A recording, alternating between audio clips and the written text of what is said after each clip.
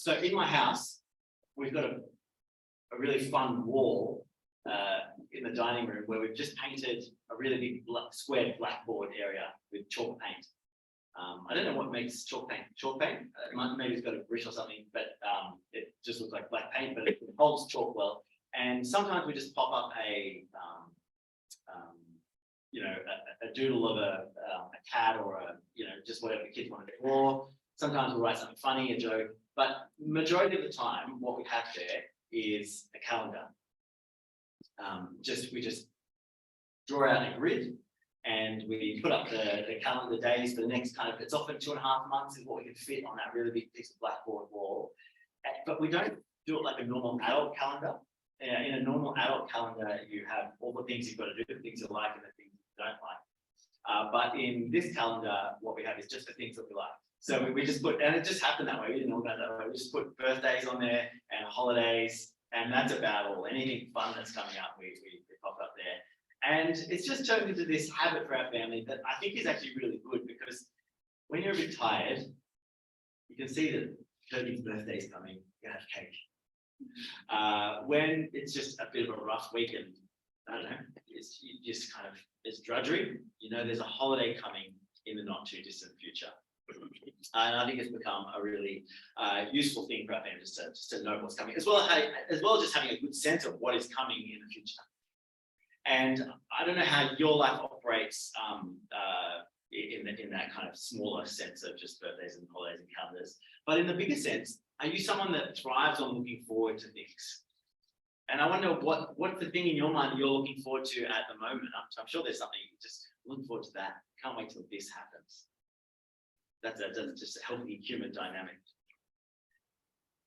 For Christians, we ought to have a calendar, maybe not on a wall, but in our hearts, because God has promised to do something in the future that just draws you forward into the next week with joy and lightness and hope, and draws you into your whole life, not just the next week, but your whole life with joy and lightness and hope. And that's what we find here in Romans chapter 8. It comes up a bunch of times in the New Testament, but here in Romans chapter 8, you get a glimpse of the calendar of what is coming. Those first 4 points I actually hope to get through reasonably quickly. What I want to do is I want to take it from the book of Romans to Romans chapter 8 to this little section in Romans that we find ourselves. So the book of Romans is about God's righteousness. It's an exposition from Paul about how our God is trustworthy and he does right. He doesn't do wrong. And he talks about this in terms of our God is righteous in his dealings with sinners. He does judge sin. And our God is righteous, not only in his dealings with sinners, but then he goes on to explain our God is righteous in his dealings with the Jewish people that he made promises to. Let me show you how God is righteous. And he also goes on and says how God can still be righteous even if he forgives sinners. So we want to know that God is righteous in judging sinners, but we also want to see that God is righteous if he's forgiving people. He's not just letting people off. The book of Romans establishes God's righteousness in all sorts of different ways. And then Romans chapter 8 particularly comes down to see the life of the righteous person, the person that's been made righteous by the righteous God. This is what life looks like when the righteous God makes you righteous. And it talks about life by the Spirit, and it's fantastic exposition of what it would be, not what it would be, what it is when God's Spirit is at work inside of you after you've been forgiven. And he starts drawing out the implications and where to focus and what to do in order to walk by the Spirit of God in your life. And in Romans chapter 8, verse 10, he kind of not stumbles, but notices that there's going to be a clash for you because he talks about how the Spirit of God's living and working to bring you life, but we live in the reality of a body that's dying and in a world that has all sorts of issues. And it's bringing up that this glorious new life, you start in Romans chapter 8, verses 1 to 10, a glorious new life of the Spirit, but living in a body that is bound for death. and living in a reality that's bound to the death. And it shows you there's going to be a clashing reality for the Christian person that's been forgiven. The reality of death, but the reality of life in the spirit in the same place. And then he starts to address this, and particularly in chapter 8, verses 18 to 23, he speaks of God's resolution for this clashing of realities, where I've got the Spirit of God starting to work in me, but I live in this reality of death. And he speaks of what God is going to do about it in the future. God has something coming in the future, a glorious new reality. And what it is, you see it put in a few different ways in those verses 18 to 23, but you'll see two things repeated: God's glory and the idea of being revealed. And particularly God's glory is going to be revealed. So this is the calendar that is not on our wall, although you might want to do it, but in our heads and in our hearts. But there's a day coming when the glory of God will be revealed. That's what we look forward to. That's what draws us through. And I want you to think about those two categories, the idea of God's glory and it being revealed. First, let's think about the idea of being revealed. It's the word apocalypse, actually. It will be apocalypso. And Hollywood has taught us a lot about apocalypse, actually. And the environmental crisis brings forward and throws out ideas of an apocalypse. The world will end and it will be over. The word apocalypse means an unlidding. The lid will be ripped off. The things will be revealed and uncapped. Actually, you know this Greek already because you know what eucalypts are. Eucalyptus trees. It's using the same root word, calypso, opening, but it's a eucalypt because it has a good covering, But apocalypse, so a eucalypt is a good covering on the seed pod. An apocalypse is an uncovering. And the thing that we are looking forward to in the future, as well as birthdays and holidays, more than that though, the thing that we're looking forward to is the revelation from God, the apocalypse of God, the uncovering. And what is it that will be uncovered from God on that thing, that day that God has set in the future? It'll be his glory. His glory revealed in us is the language of the passage. And as I say, it speaks about glory in a few different ways there.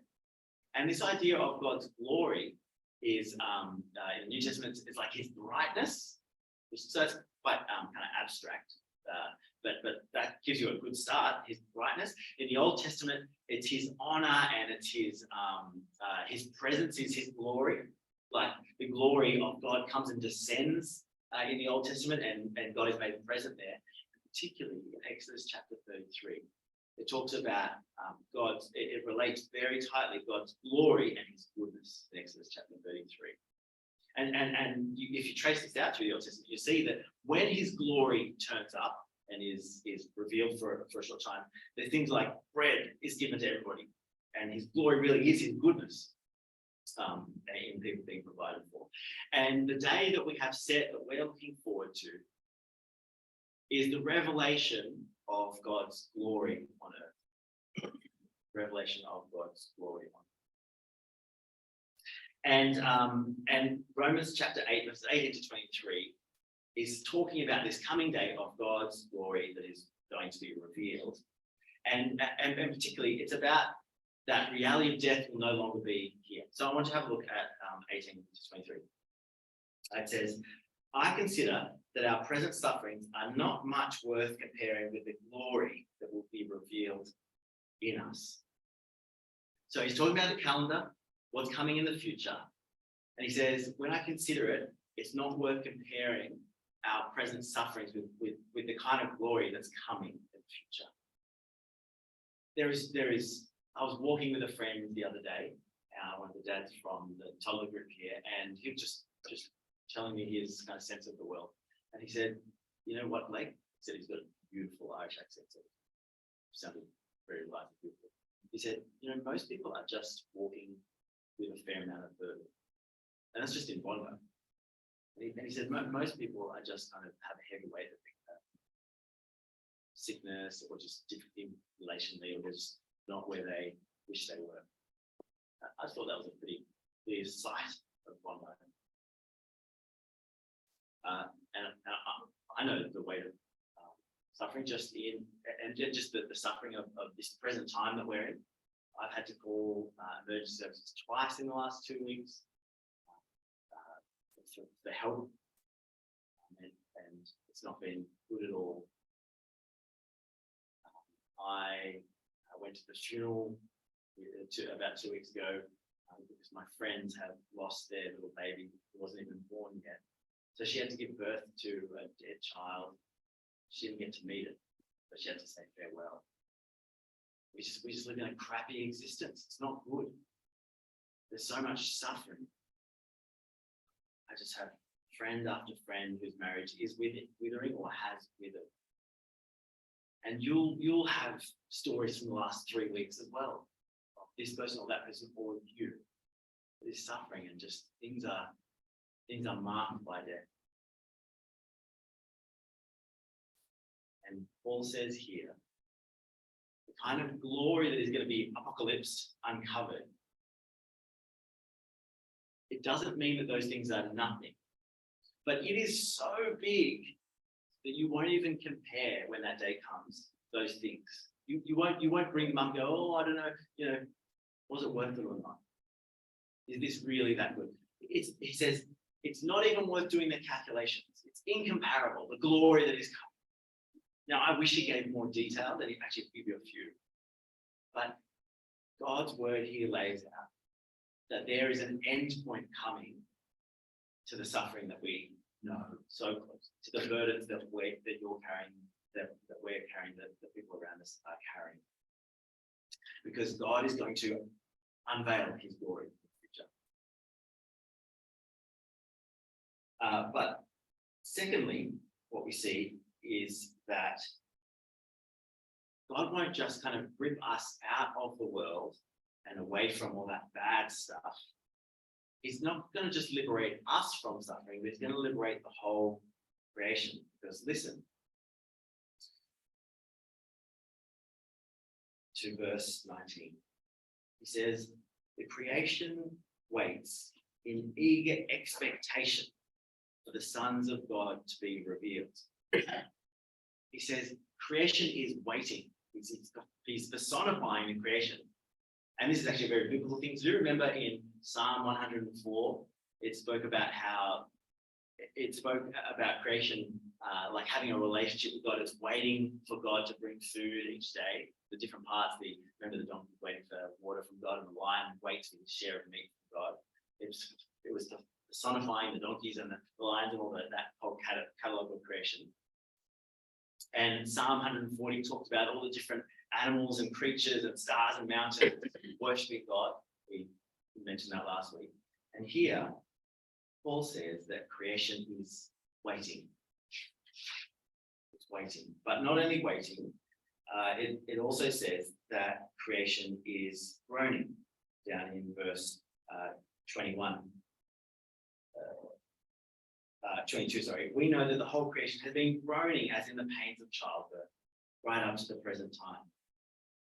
Saying that creation waits like we wait on our calendar for that birthday that's coming, or that good thing that's drawing us forward.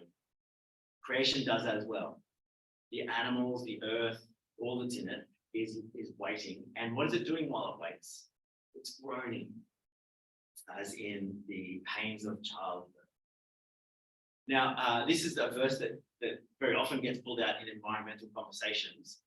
And I think it's a bit too quick and a bit too simple to say that the human-induced problems in the world that we know about, remember we talked about, there's just that massive plastic that's flowing through the ocean in a number of places, 3 times as big as France, just discussing, we could talk about some environmental problems that are going on that are human-made and kind of place them on here. But this actually says that God has subjected it to this situation. And so I think, let me read the verse in the last one.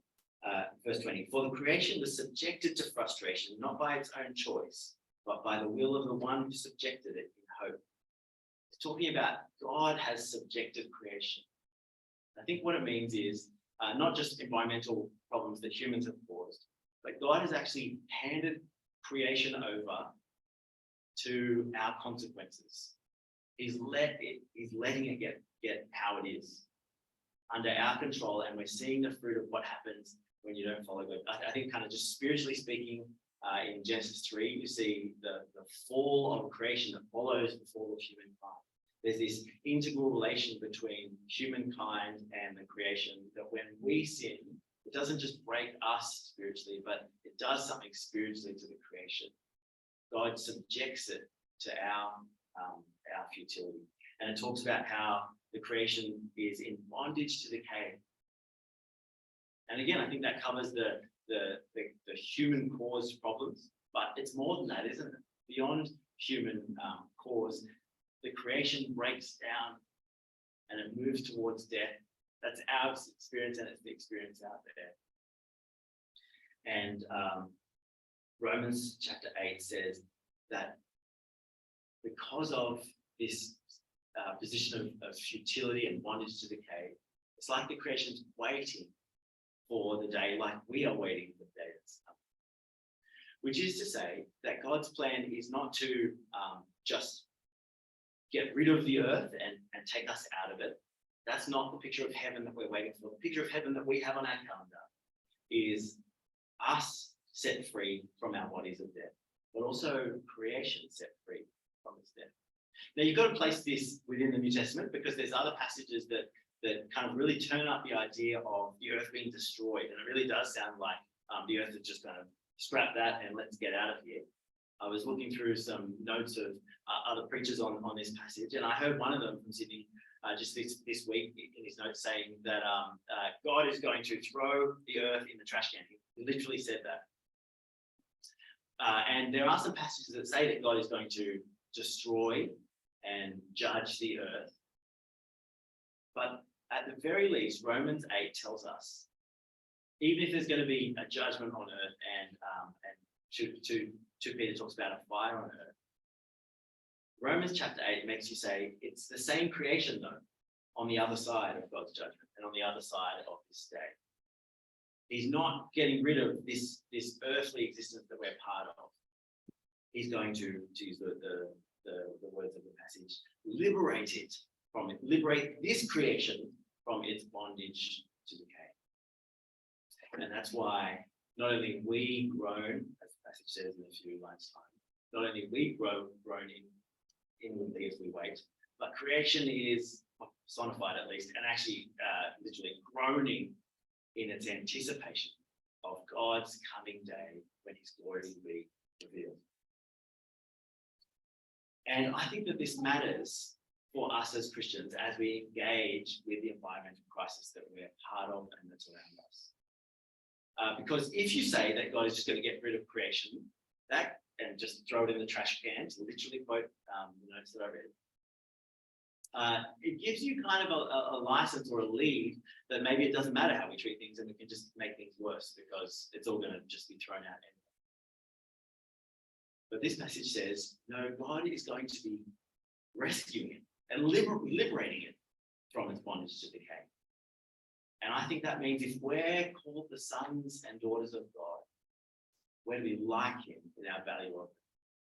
But I also want to say that in environmental conversations, we hear this phrase, ready? This phrase, let's save the whales, let's save the planet.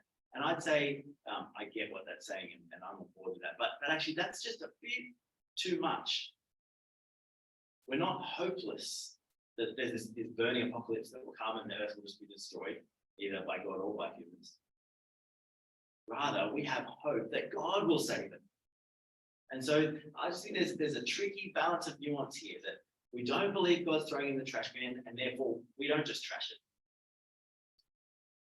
Rather, we believe not that I'll save it, but that God will. And so we get in line with what he's doing. We get in touch with kind of his direction. And so we are to be agents of healing. Verse 23, where it says, not only so, but we ourselves who have the first fruits of the Spirit groan inwardly as we await for our adoption as sons, the redemption of our body. And I want to draw out for you 3 parts of that about what it does mean. First of all, we're waiting.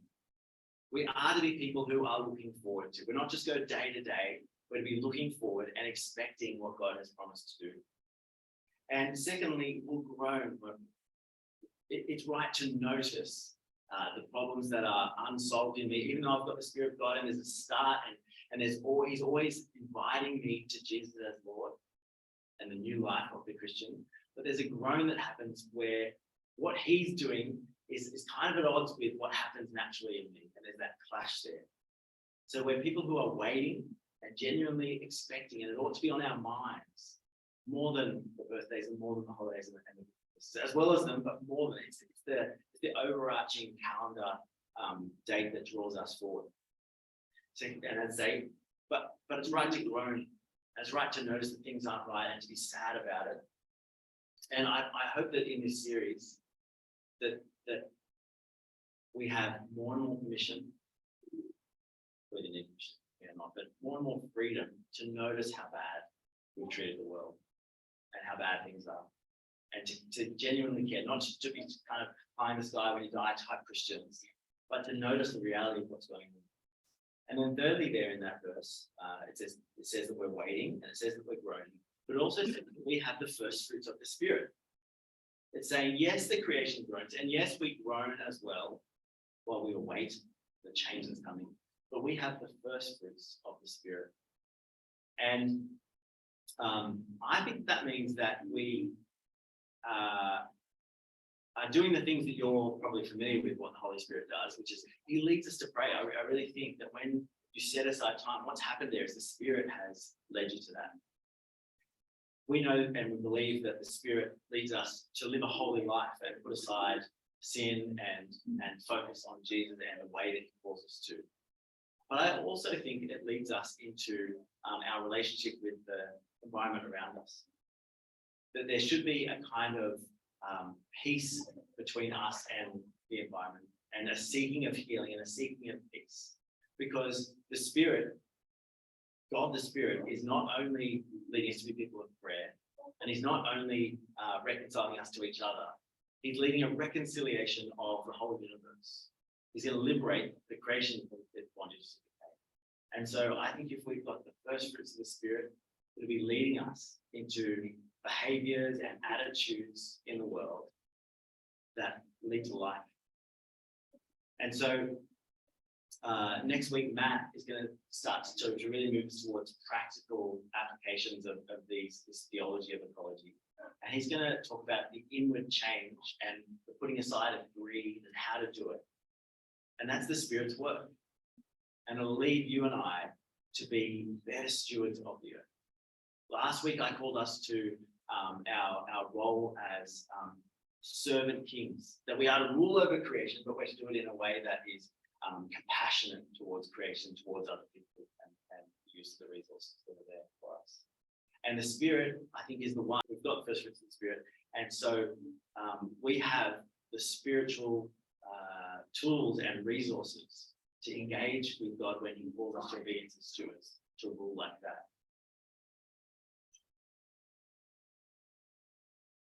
We know that God is going to save the world.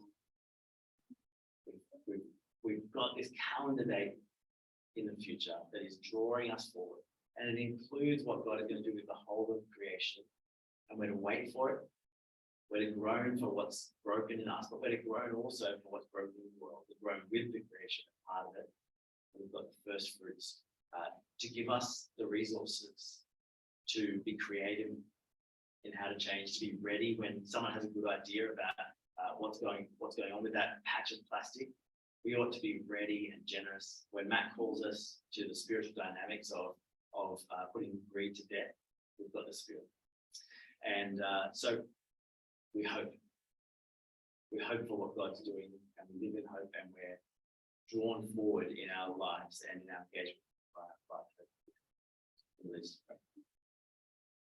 Gracious God, thank you for your word in Romans.